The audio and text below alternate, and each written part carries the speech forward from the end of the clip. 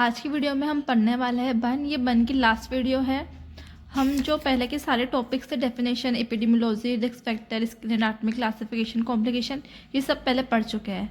हम मैनेजमेंट पढ़ रहे थे। मैनेजमेंट के अंदर भी हमने medical management, physiotherapy assistant, physiotherapy management पढ़ लिया है। अब लास्ट हम पढ़ेंगे surgical management. Okay, surgical management जो है ये 4 तरीके से हम करते हैं। फर्स्ट है प्राइमरी इंसिजन, सेकंड है स्किन ग्राफ्टिंग, थर्ड है स्केटोटोमी, और उसके बाद फोर्थ आता है टिश्यू एक्सपांशन। इन सबको हम एक एक करके डिटेल से पढ़ेंगे।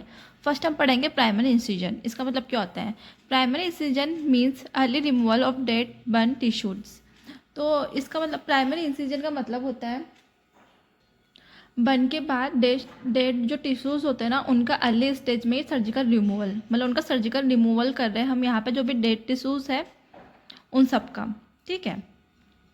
The aim is to increase patient survival and improve healing.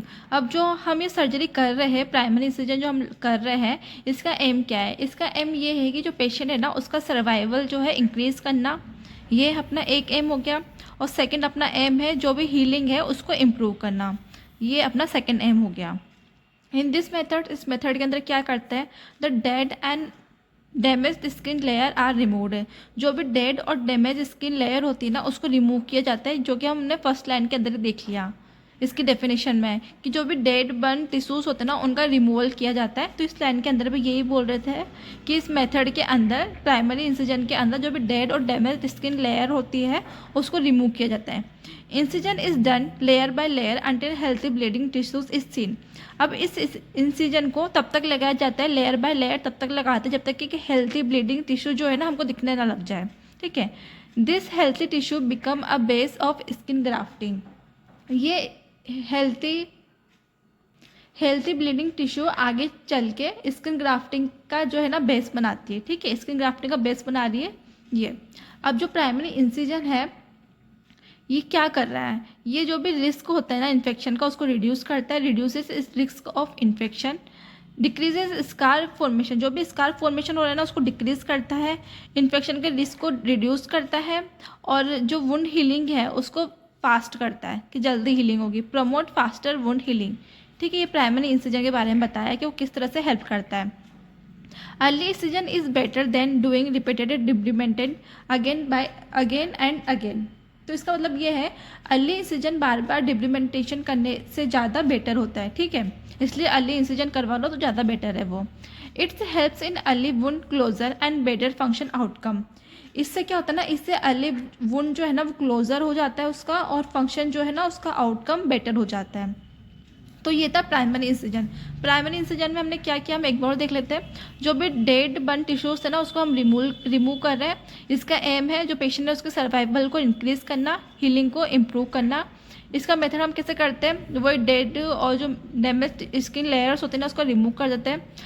Layer by layer incision लगाया जाता है जब तक कि हेल्थी ब्लड टिश्यू हमको दिखने ना लग जाए। ठीक है।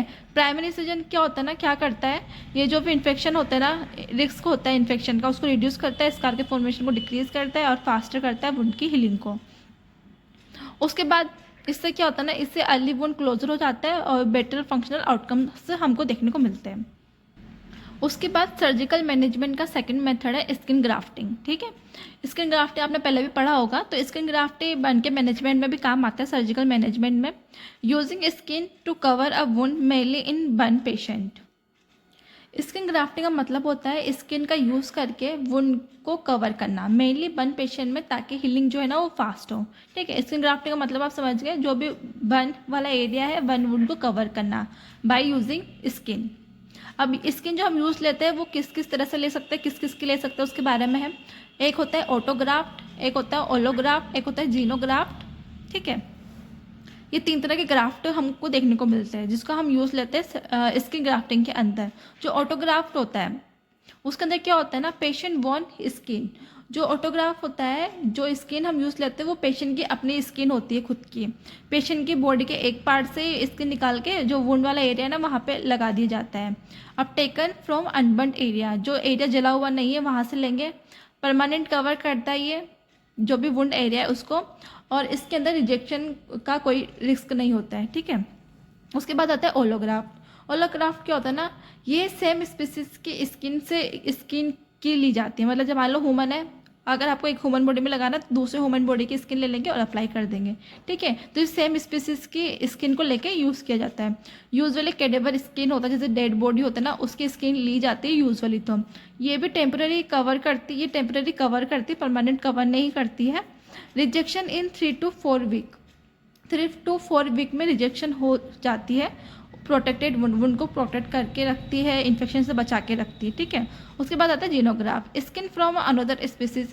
अनदर जो स्पीसीज रहती है ना, उसकी स्किन ली जाती है वुंड को कवर करने के लिए, उसको ट्रीटमेंट के लिए उसकी। जैसे मान लो यूजुअली पिग जो रहता है ना, मतलब कोई जानवर हो गया, एनिमल है, उसका ले लिया, उसको अप्लाई कर दिया, टेम्प्रेरी कवर करते हैं। रिजेक्शन भी हमको 3 to 4 वीक के अंदर देखने को मिलता है, usually until autographed is possible.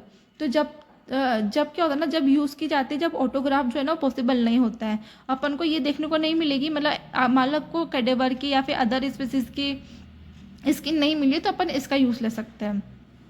इसलिए हमने टेम्परेरी कवर करने को बोला है यहाँ पे। उसके बाद आते हैं स्किन सब्स्टिट्यूट्स। इसका मतलब क्या होता है ना, स्किन ग्रोन इन लैब। जो स्किन होती है ना, उसको लैब के अंदर ग्रो किया जाता है, जैसे पेशेंट और cadaver skin.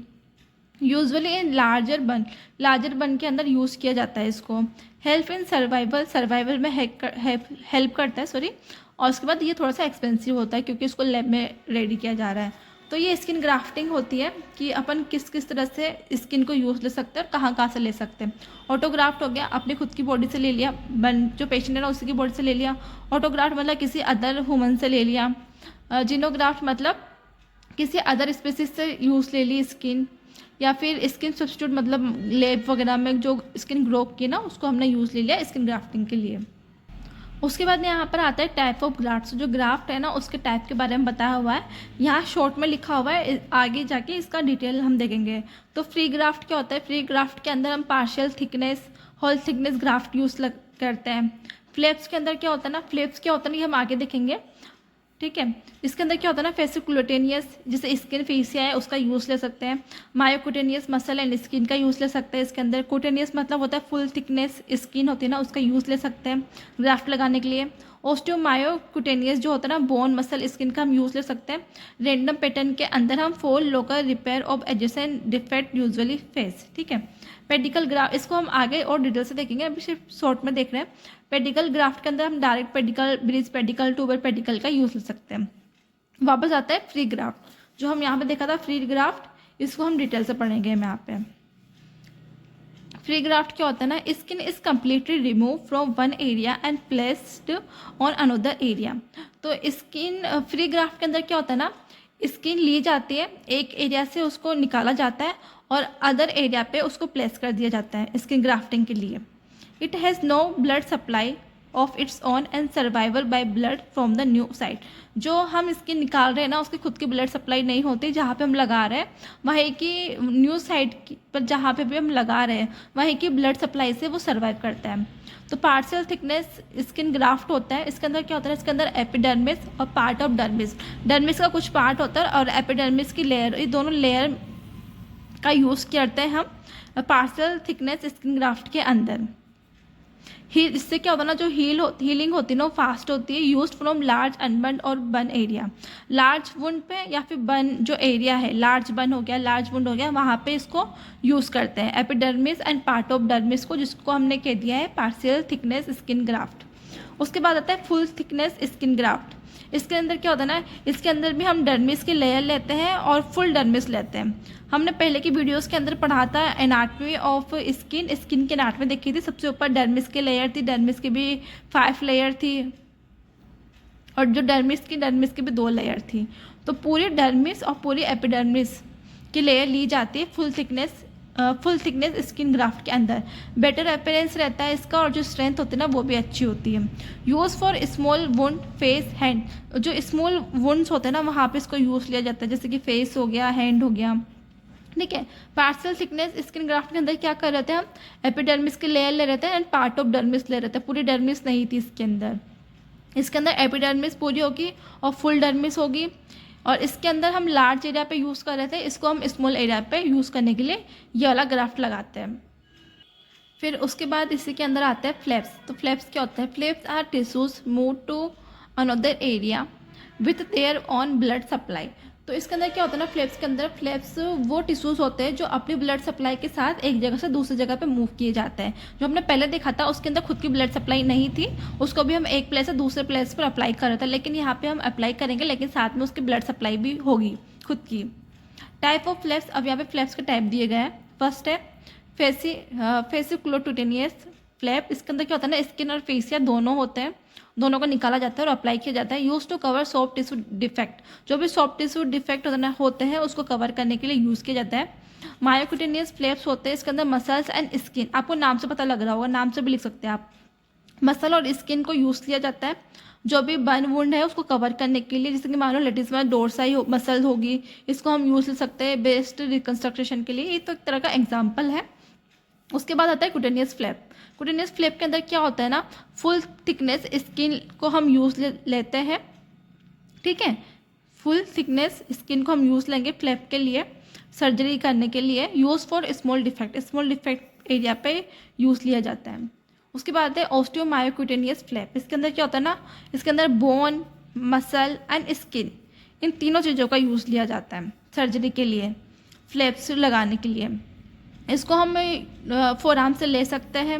Use for maxillo facial reconstruction, ये भी एक तरह का एग्जाम्पल है, इसके लिए हम इसको यूज़ ले सकते हैं मैक्सिलो फेशियल रिकन्स्ट्रक्शन के लिए। उसके बाद रेंडम पैटर्न्स फ्लैप आता है। इसके अंदर क्या होता है ना, ब्लड सप्लाई इस रेंडम, इसके अंदर ब्लड सप्लाई जो होती है ना रेंडम होती है। Use for local repair by nearby defect, जो नियर बाय डिफेक्ट है उसके लोकल रिपेयर के लिए इसका यूज़ हम ले सकते हैं। Commonly use for the face, को कॉमनली क्या करते हैं ना, फेस की जो भी रिकवरी है उसके लिए लेते हैं। उसके बाद आता है पेडिकल ग्राफ्ट। पेडिकल ग्राफ्ट क्या होता है ना, skin is moved but one end remain attached to mainly bloody supply.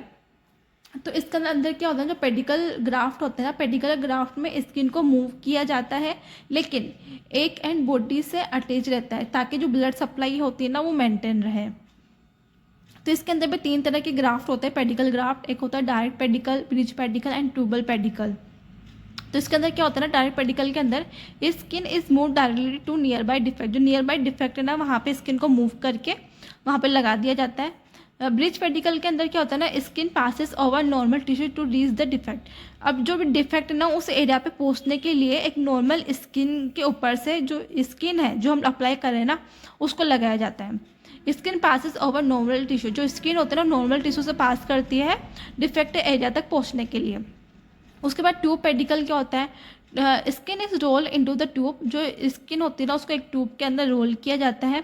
Protect blood supply, जो कि ब्लड सप्लाई को प्रोटेक्ट करती है। Used in large reconstruction, large जो रिकन्स्ट्रक्शन जो होता है सर्जरी करते हैं ना उसके अंदर हम इसका यूज़ ले सकते हैं। उसके बाद सर्जिकल मैनेजमेंट के अंदर आता है थर्ड, जो हमने देखा था स्क्लेरोटोमी। इसके अंदर क्या होता है ना, sclerotomy is the surgical cut made in dead heart skin formed after deep burn.